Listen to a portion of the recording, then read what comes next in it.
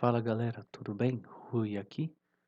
Vamos continuar o nosso estudo de lógica. Hoje a gente vai estudar os quatro métodos experimentais. A gente tem por objetivo entender as principais maneiras com que a evidência de uma conexão causal aparece, porque entender isso, né, é conhecer os métodos de investigação científica. Então, não é possível a gente dar cânones gerais da evidência, né?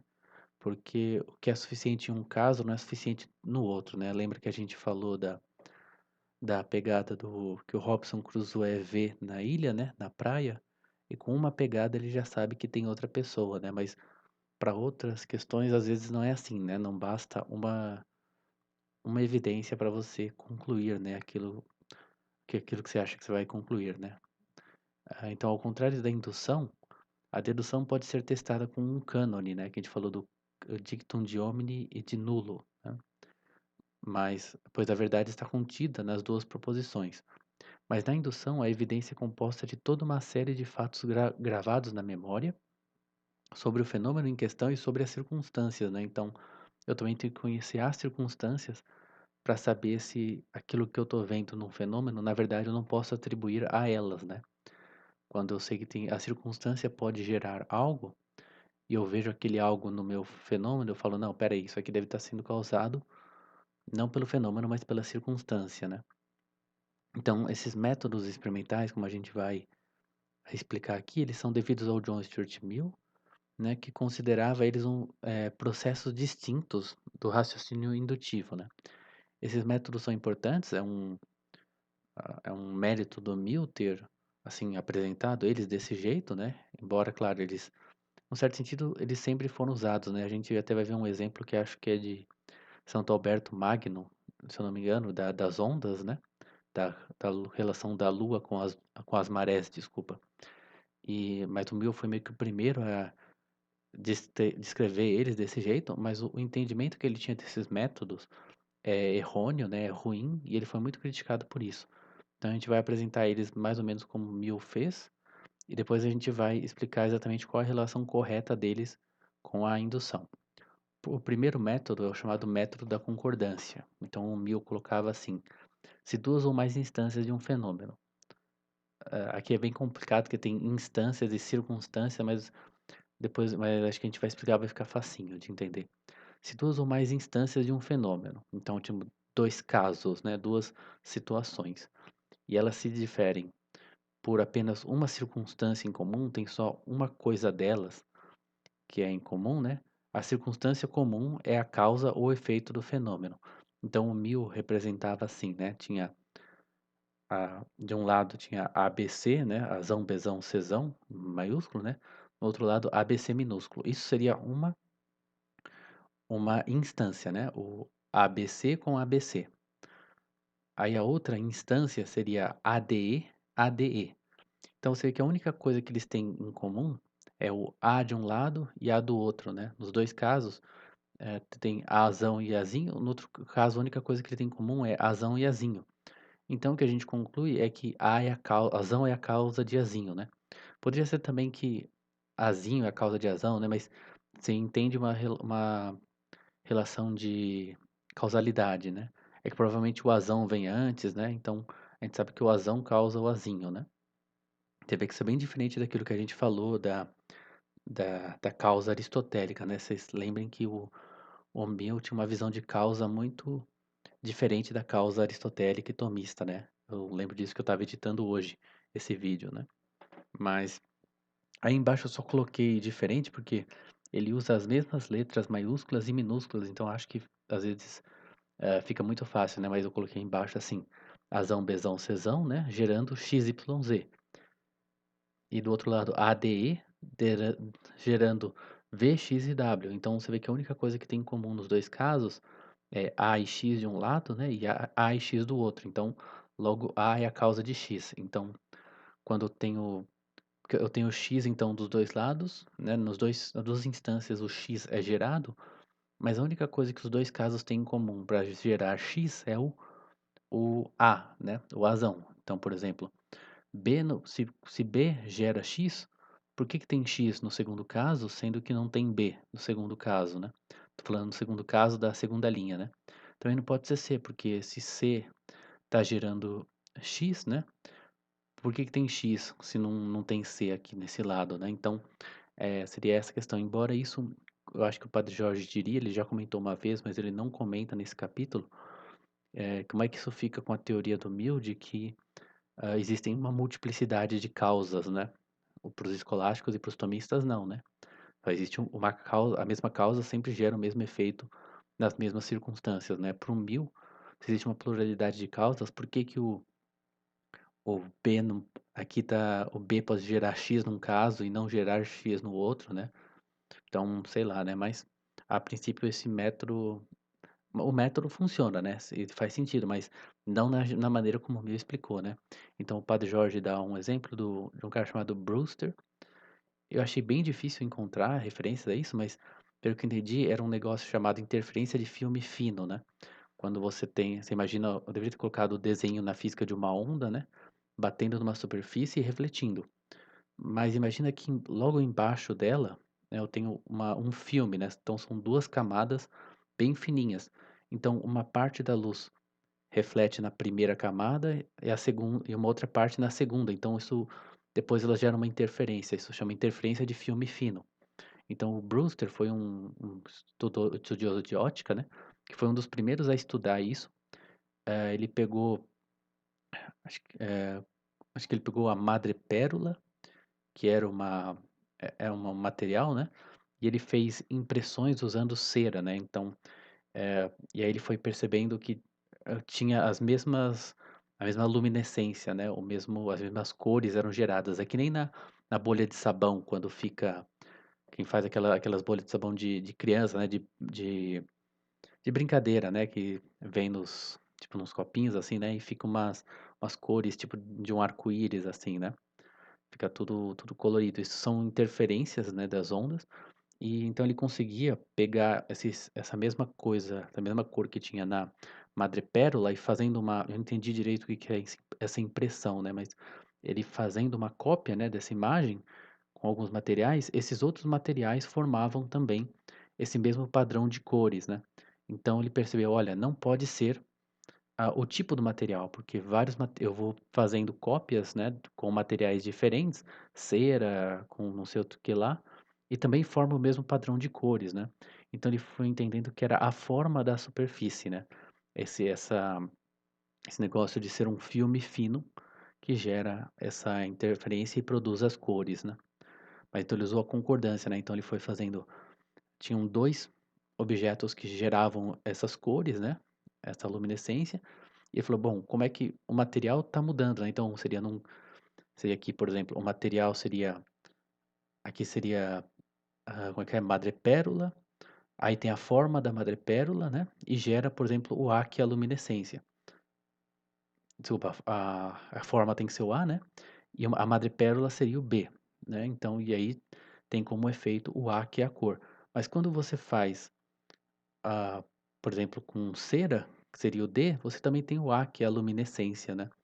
Então, o que que tem em comum? O que seria o A que é em comum? É a forma do material, né, e não, o tipo de material que é, né. Você vê que às vezes não é esse é um dos problemas que a gente vai falar depois, né, que tá, mas o que como será que eu tenho essa lista de todas as características possíveis, né, esse é um dos problemas que a gente vai ver, né.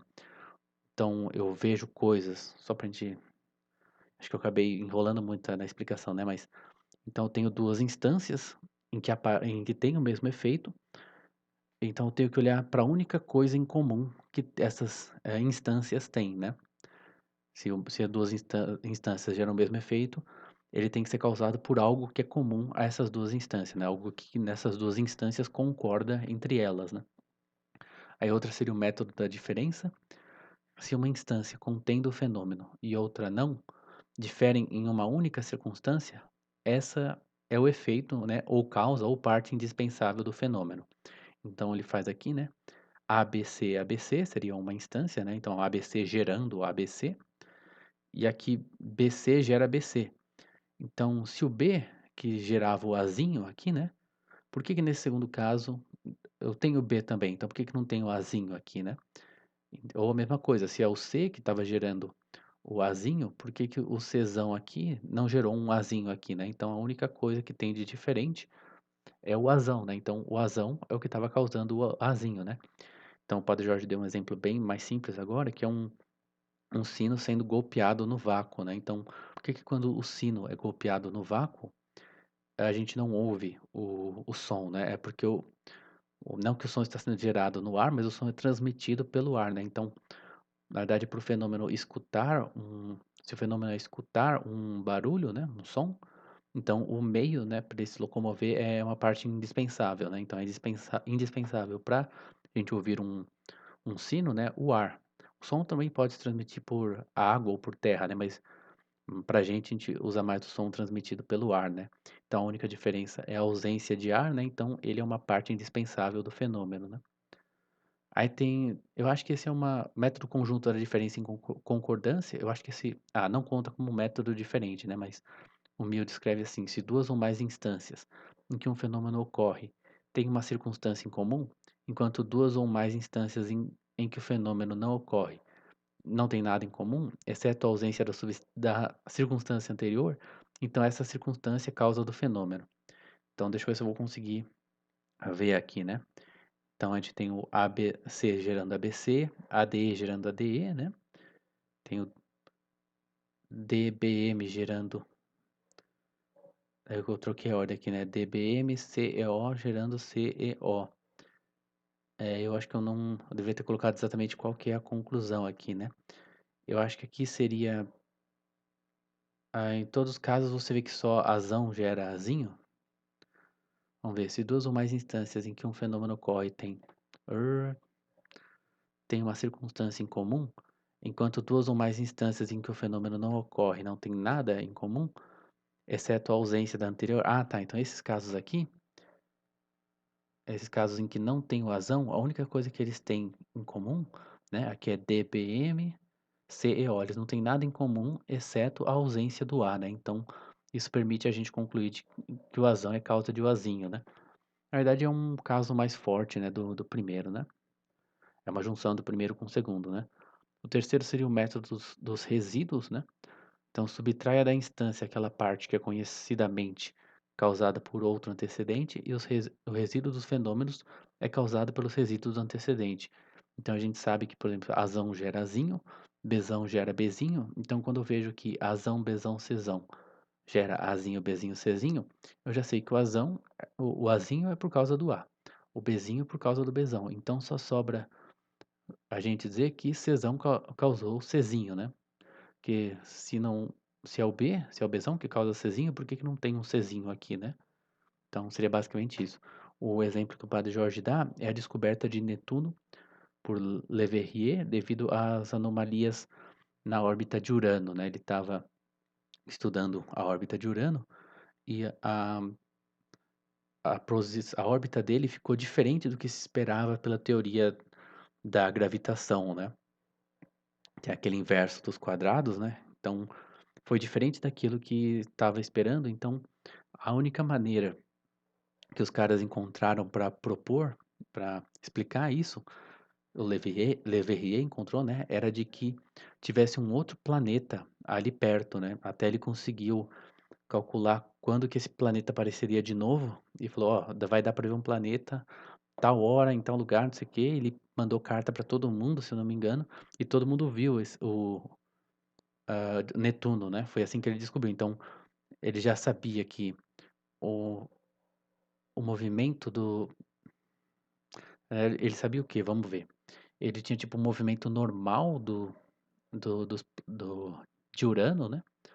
Então, quando ele vê algo diferente, ele sabe que não pode ser causado só pelo Sol, né? Pela atração do Sol, tem que ser a atração de um outro planeta, né? Seria isso. Aí tem o método das variações concomitantes, que é qualquer fenômeno que varia de alguma forma concomitantemente à mudança de outro fenômeno, é seu efeito, né, sua causa ou está relacionado com ele. Então aqui a gente teria um caso que é A1, A2, A1, A2, né? A1 grandão gerando A1 pequeno, A2ão gerando A2zinho, né? Então você vê que esse 1 e 2 seriam quantidades diferentes, né? Então eu estou aumentando a quantidade do A, né? e a única coisa que está mudando a quantidade é o azinho, né, então a gente sabe que azão e azinho estão conectados de alguma forma, né.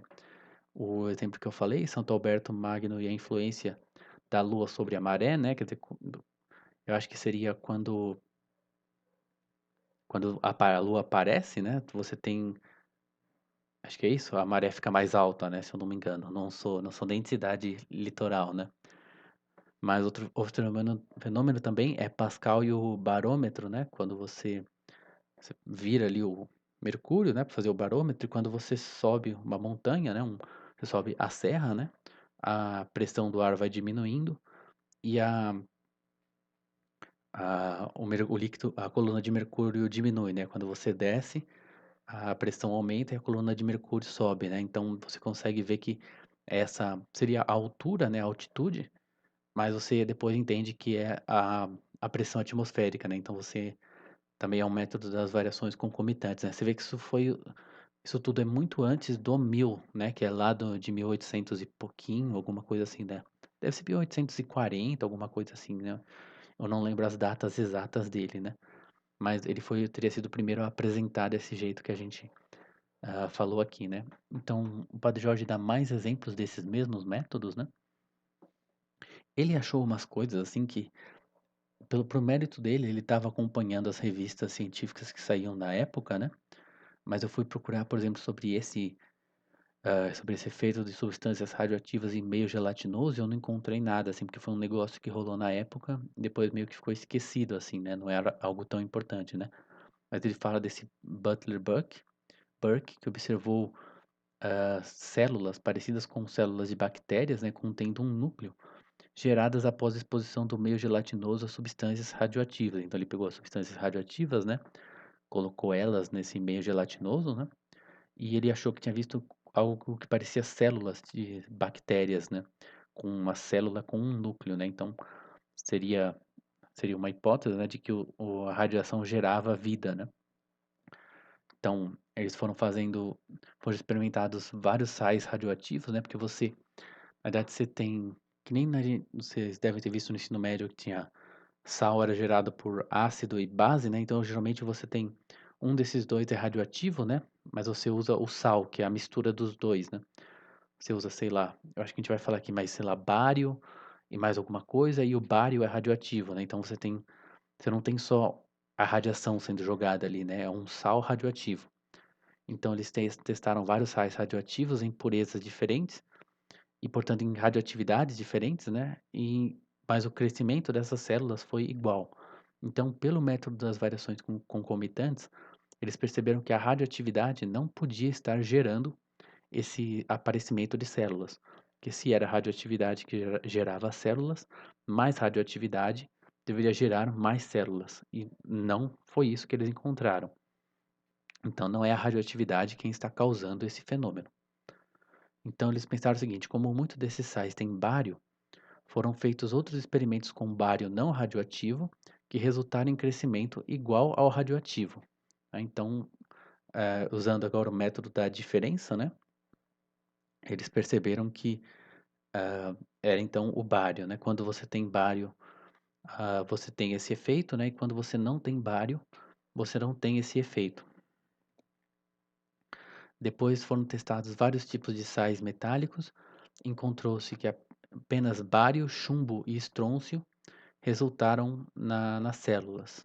Então eles testaram vários outros sais metálicos, encontraram chumbo, estrôncio e bário resultando nas células. Aí quer dizer, precisava de alguma coisa em comum que explicasse por que esses vários sais, porque esses metais, né, acho que são todos metais, resultam em células. Então esses metais são os que formam sulfatos insolúveis em água, né, e chegou-se à conclusão de que as células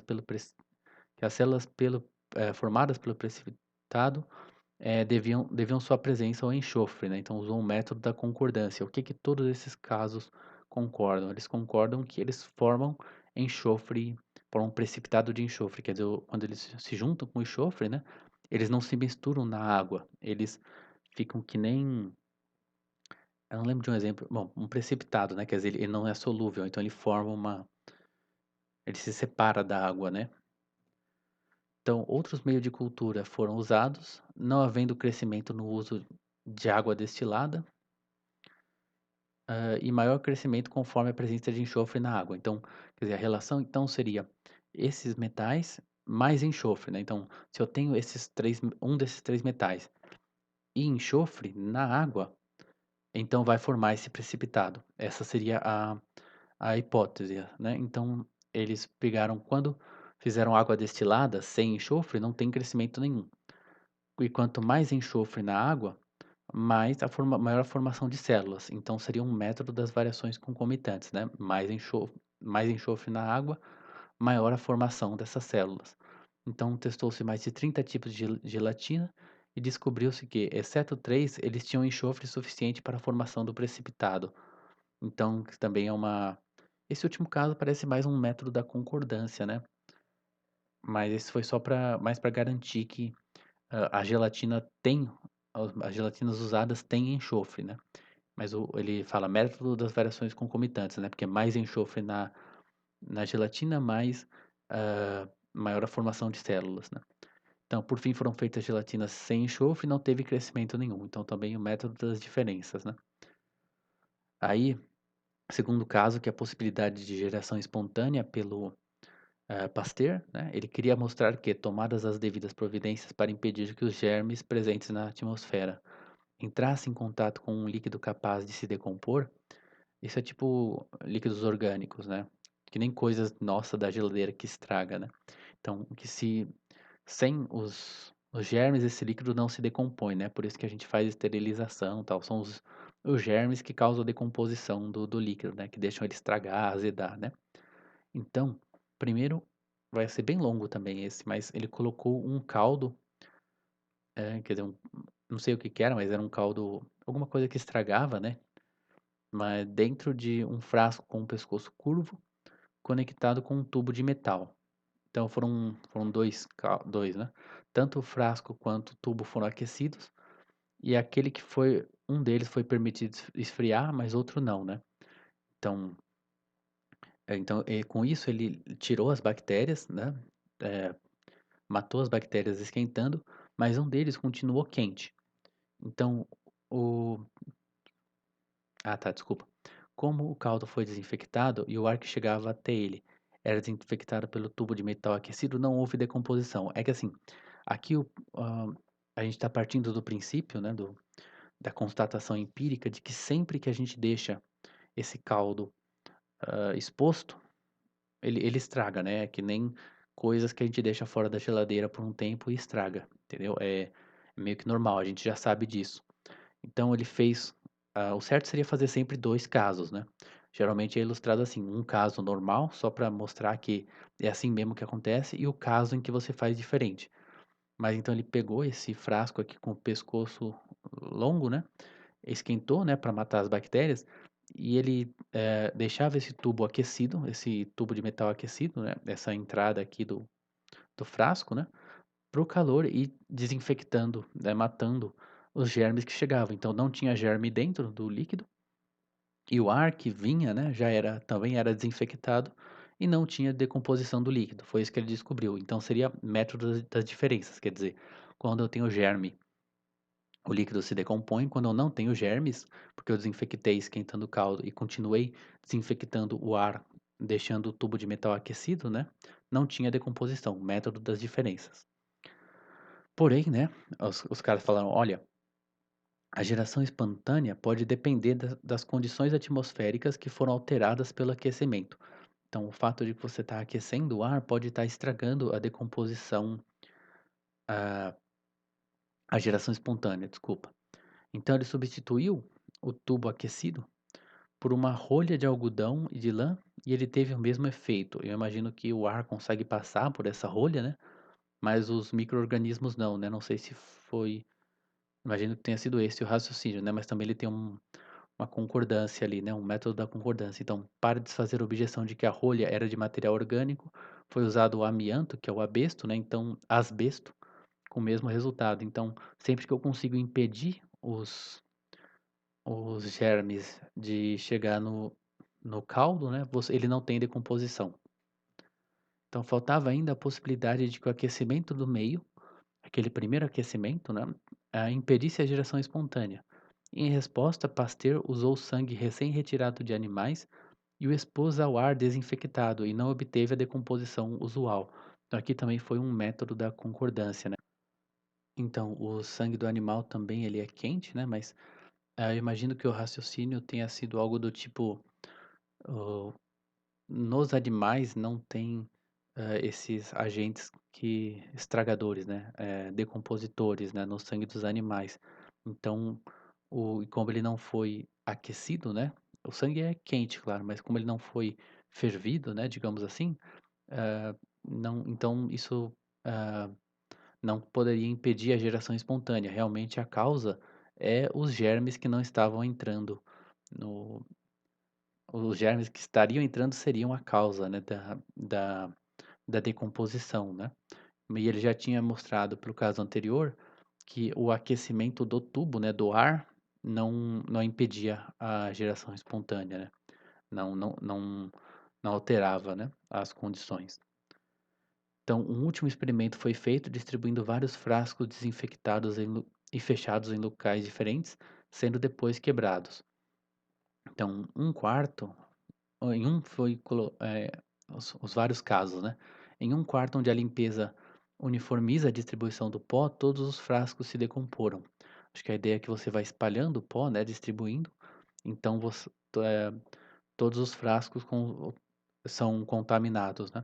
O outro foi Outros 20 frascos foram deixados a céu aberto, que esses frascos primeiro foram desinfectados, né. Faltou até um C ali no desinfectados, né. Mas então no céu aberto foram depois eles quebraram para entrar em contato com o ar, né. Então no céu aberto foram 8 de 20 frascos, no Monte Jura, que é um lugar ali da França que tem um ambiente meio inóspito, assim, é 5 de 20. Eu acho que é isso, né. E no Mar de Glace também 1 de 20. Então, se a decomposição era devido ao conteúdo dos frascos, não deveríamos esperar variação devido ao local, né. Então, aí você tem um método das variações concomitantes também. Então, quer dizer que foram agentes foram de fora, né, não porque senão se fosse só do frasco, então teria que ser o mesmo em todos os lugares. Aí vamos falar então estudar esses métodos como prova de leis, né. A gente viu que a indução depende diretamente do reconhecimento pelo intelecto de uma relação causal entre conectando dois fatos, né? Nós chegamos à conclusão universal quando o intelecto, considerando os fatos revelados pelos sentidos, apreende a característica exata pela qual o agente produz o efeito, né? Então eu tenho que ver, tipo, tem aquele insight, né? Acende aquela lâmpada, né? E você percebe, então é por isso que está acontecendo tal coisa, né? Por isso que tal coisa está causando a outra, né? Então, em outras palavras, né, a indução é possível quando não apenas os elementos complexos que constituem o fenômeno são percebidos pelos sentidos, mas quando a mente entende a relação que os une.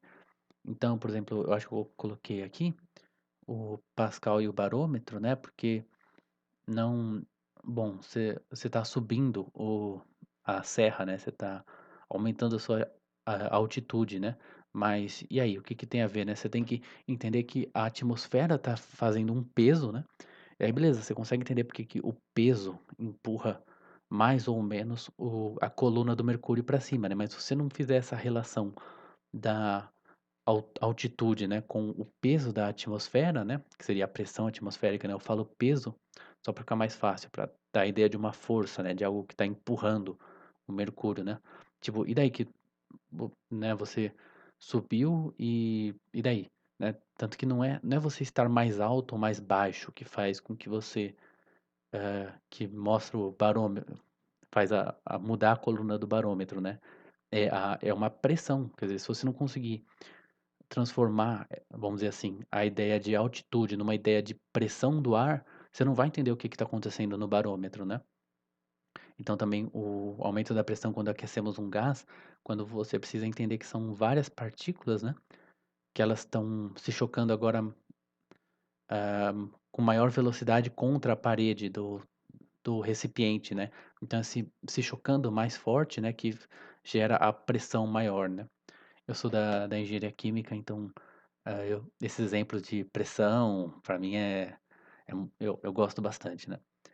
Então, como os métodos experimentais nos assistem com essa tarefa? Porque até agora, os métodos, a gente vê que eles não fazem isso. Eles só falam: "Ah, tem que ser o azão com azinho", mas eles não fazem esse processo de você entender o que está acontecendo. Então o padre Jorge diz: "Esses métodos claramente não são os processos lógicos, mas apenas maneiras de arranjar os dados. Eles constituem os pré-requisitos ao ato mental pelo qual fazemos a inferência dos fatos. Na verdade, o que se faz é que você exclui coisas que não podem estar relacionadas, né, e você tem, olha, o que pode estar relacionado são essas coisas aqui. Então você consegue parar, olhar para as 2, né, para o azão, para o azinho, e falar: "O que está ligando esses 2, né? Qual é a relação entre esses 2?". Então os métodos fornecem matéria para silogismos eliminativos, né, e indução. Esse silogismo eliminativo é justamente você acho que é esse que eu coloquei aqui, né. Antes da indução, podemos usar o seguinte silogismo: "Nada que é presente quando A está ausente é causa de A", né. B não está presente enquanto B é presente quando A é ausente, logo B não é a causa de A. Então você elimina coisas que não podem ser causa, mas você não prova que as outras são necessariamente a causa, né.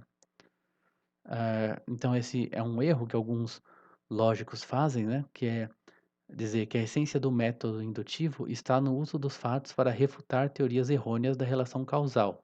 É um processo de eliminação, a indução, né. Esses caras diriam, como esse Joseph, né, os fatos nunca dirão diretamente que A é a causa de X, você só pode chegar a essa conclusão se os dados, né, mostrarem que nada mais pode ser. Então, para o padre Jorge essa visão não é possível, né, pois onde os argumentos foram feitos desse jeito, eles acabaram se mostrando incorretos, né. Então ele diz assim: "A lista de antecedentes era defeituosa e a verdadeira causa foi descoberta em outro fator que havia sido ignorado", porque, na verdade, a gente nunca consegue, listar todos os antecedentes, né, pra gente ir eliminando todos eles, né.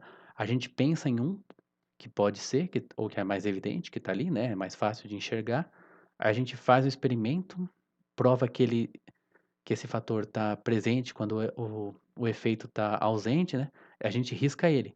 A gente começa a pensar numa outra possibilidade.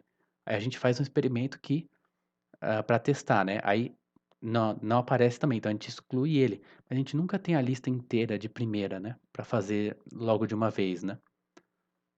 Então vamos às críticas dos cânones de Mill, né, que a gente viu que não são cânones exatamente, né. A maneira exata com que Mill defendeu seus cânones da indução foi extremamente criticada. Por exemplo, aí podemos dizer, os cânones são dedutivos e não indutivos, né? Eles são regras gerais sobre as quais colocamos um caso particular. Sempre que duas instâncias do fenômeno tiverem em comum apenas uma circunstância em comum, essa é a causa do fenômeno.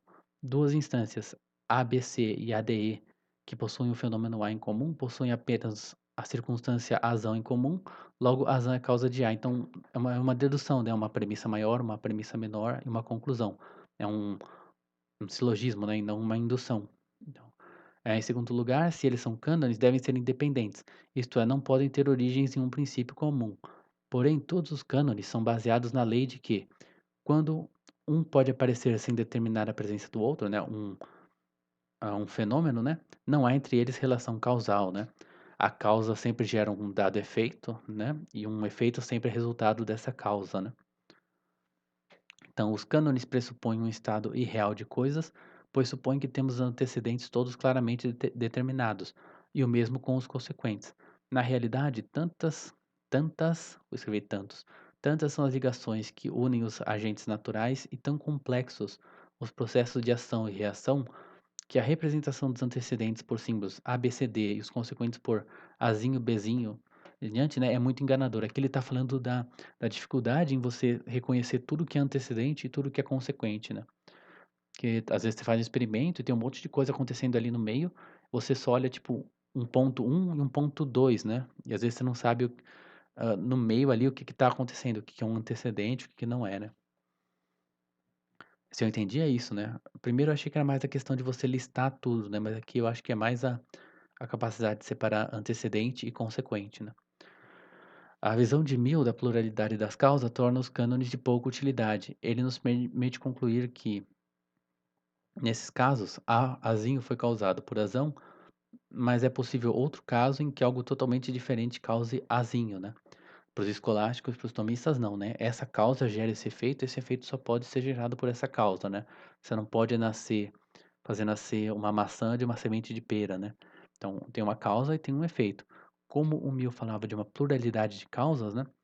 Então você tem lá, será que, por exemplo, você tem um caso em que o azão gera azinho, mas no outro caso é que não tem nada em comum com ele, pode ser que tem, sei lá, um D e um E.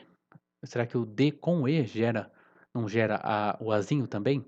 Né? Será que não tem lá no final um X e um Y que juntos podem gerar azinho também, né? Então, é bem estranho isso, né? Então é isso, vamos para os exercícios. Mostre exatamente como o método da concordância de Mill difere da simples enumeração, sob quais pressupostos esse método é aplicável, quais são os seus defeitos e sua utilidade na descoberta científica. Explique o método das variações concomitantes, dê exemplos onde sua aplicação é extremamente proveitosa e mostre suas limitações. Analise e descreva em termos lógicos o método pelo qual alguma descoberta dos anos recentes foi feita. Distinga cuidadosamente entre o método das diferenças e o método dos resíduos. Em que medida a validade dos métodos indutivos depende da possibilidade de expressar causa e efeito quantitativamente? Examine e explique a visão de Mill que a pluralidade das causas torna incerto o método da concordância. Explique por que o método da concordância requer várias instâncias, enquanto o método da diferença se satisfaz com um experimento preciso. Por que aquele que é o da concordância, né, é de pequeno valor com relação a esse? Como a lógica indutiva procede na investigação dos seguintes fenômenos: clima, atletismo ou uma profissão artística? Pode o método dos resíduos ser considerado de caráter indutivo? Explique o método conjunto da concordância e diferença e dê um exemplo concreto. A pluralidade das causas deve ser considerada como algo que acontece verdadeiramente na natureza e que, sempre que ocorre, deve ser capaz de ser descoberto pelos métodos da indução. Explique e discuta essa afirmação. Eu acho que eu vou dar uma olhada no livro, que eu acho que a gente não falou disso, né? O que Mill quer dizer com causa, isso ficou nos vídeos passados de indução, né? Em qual medida os métodos dele são adequados para descobrir as causas em sua acepção dessa palavra? Então é isso, galera. Muito obrigado. Se quiserem, por favor, curtam, compartilhem, comentem qualquer dúvida que vocês tenham. Até a próxima. Muito obrigado.